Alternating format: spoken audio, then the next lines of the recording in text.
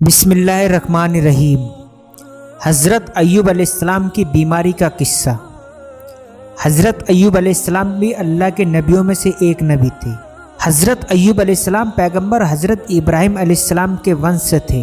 حضرت ایوب علیہ السلام حضرت اسحاق علیہ السلام کے بیٹوں میں سے ایک بیٹے تھے۔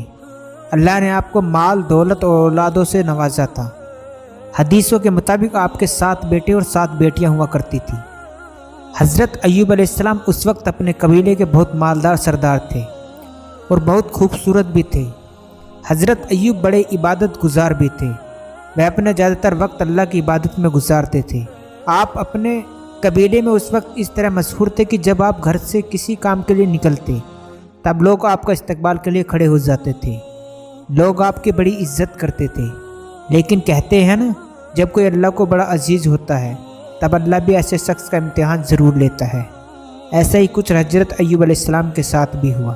لہٰذا ہوا کچھ ایسا کہ حضرت ایوب علیہ السلام کا اچانک سے کچھ برباد ہو گیا۔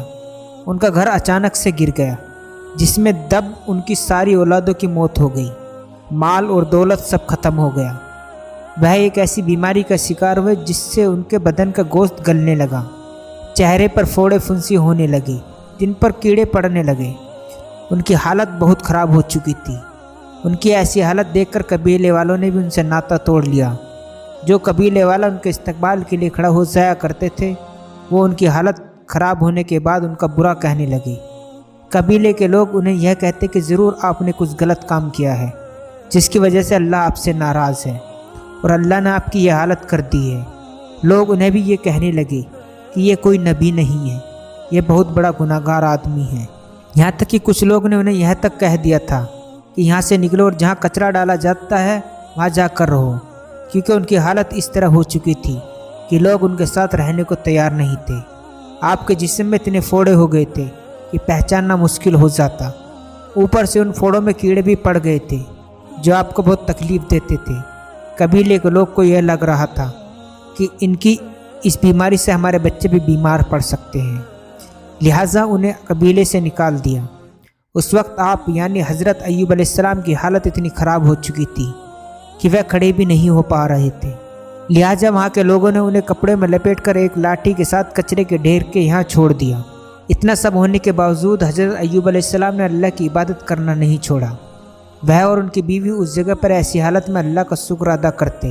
جب کھانے کی ضرورت پڑتی تب ان کی بیوی گھروں میں جا کر کام کرتی اور کچھ پیسہ ملتا اسے کھانے کا انتظام کرتی اور اسی سے ان کا علاج کرواتی تھی۔ ایک وقت ایسا بھی آیا جب حضرت ایوب علیہ السلام کی حالت بہت زیادہ خراب ہو گئی، جسم میں کیڑے اتنے پڑ چکے، بدن میں گوشت ختم ہونے لگا تھا۔ یہ دیکھ کر ان کی بیوی نے آپ سے فرمایا کہ اللہ آپ کی بیماری سے شفا کیوں نہیں دے رہا؟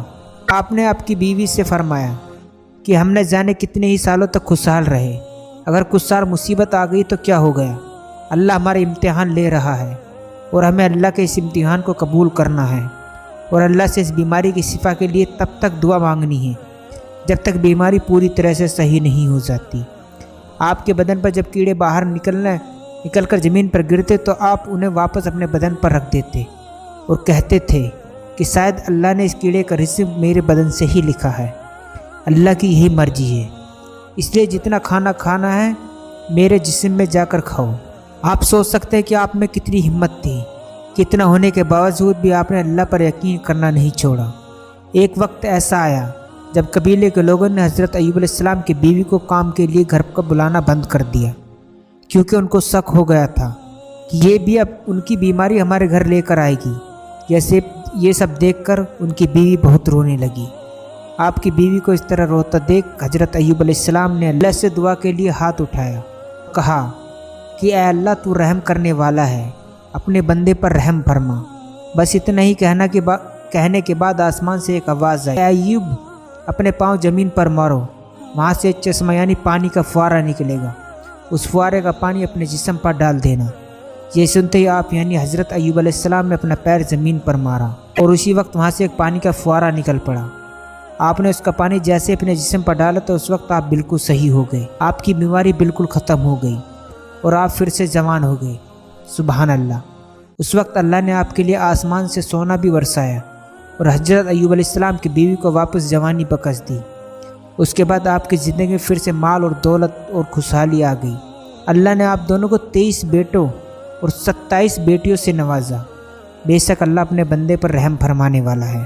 ایک حدیث کے مطابق اللہ کے پیارے رسول حضرت محمد صلی اللہ علیہ وسلم نے فرمایا کہ جب بھی آپ مشکل اور پریشانی میں ہوں تب آپ حضرت ایوب علیہ السلام کے امتحان کو یاد رکھنا، جنہوں نے اتنا سب کچھ ہونے کے باوجود اللہ کا شکر ادا کرنا نہیں چھوڑا۔